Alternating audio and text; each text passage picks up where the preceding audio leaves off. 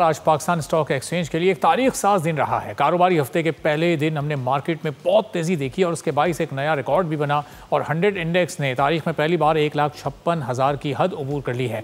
Index में ज़बरदस्त खरीदारी के दबाव के साथ आज ओपनिंग हुई और हमने देखा था कि सुबह सिर्फ एक सवा घंटे के बाद ही ये इंडेक्स 1,56,000 की सतह को अबूर कर चुका था और इस बुलंद तरीन सतह तक पहुँच गया था। गुज़िश्ता कारोबारी हफ्ते के अख्ताम पर 100 इंडेक्स 1,54,277 पॉइंट्स पर बंद हुआ था। तो यूं आज इसमें 1800 से ज़ायद पॉइंट्स का एक बहुत ही ज़बरदस्त इजाफा हुआ। अब मार्केट में ये तेज़ी बुनियादी तौर पर सीमेंट सेक्टर की वजह से इस वक्त नज़र आ रही है, जिसने अकेले ही पूरे हफ्ते के दौरान इंडेक्स में 1178 पॉइंट्स का हिस्सा डाला है। माहिरीन के नज़दीक इसकी बड़ी वजह सैलाब से मुतासरा इलाकों में तामीर नौ के इम्कानात भी हैं।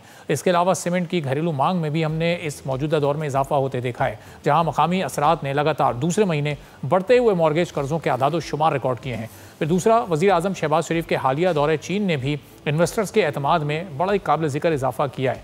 इस दौरे के दौरान $8.5 बिलियन के MOUs और मुश्तरका मनसूबों पर दस्तखत भी हुए हैं, जो मईशत के लिए एक बहुत ही पॉजिटिव साइन समझा जा रहा है। इसके अलावा जो बैंकिंग सेक्टर है वो भी पीछे नहीं रहा है, जिसने इंडेक्स में 1087 पॉइंट्स का हिस्सा डाला है।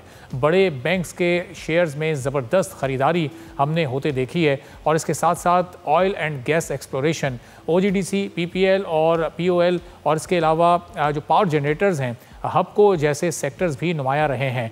आलमी मंडियों में भी मुस्बत रुझान ने इस मकामी मार्केट को सपोर्ट किया है। ख़ासतौर पर अमरीकी लेबर के मायूस कुन आदाद शुमार के बाद इंटरेस्ट रेट में कमी के इम्कानात बढ़ गए, जिसने आलमी सतह पर स्टॉक मार्केट्स को तक़वियत बख्शी है। एशियाई मार्केट्स भी इस वक्त मजबूत रही हैं। जापान का निकी 1.8 इंडेक्स ऊपर, जबकि हांगकॉन्ग का हैंग सेंग इंडेक्स 0.3% बढ़ा है। जबकि माहिरीन के मुताबिक आने वाले हफ्तों में मार्केट के पॉजिटिव रहने के इम्कानात हैं और उनके नज़दीक दिसंबर 2025 तक ये हदफ 1,65,000 पॉइंट्स तक भी जा सकता है।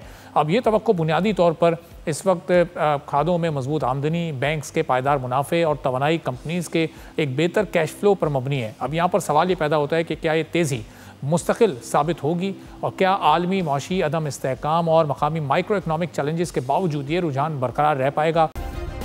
सब्सक्राइब करें और बेल दबाएं ताकि कोई खबर रह न जाए।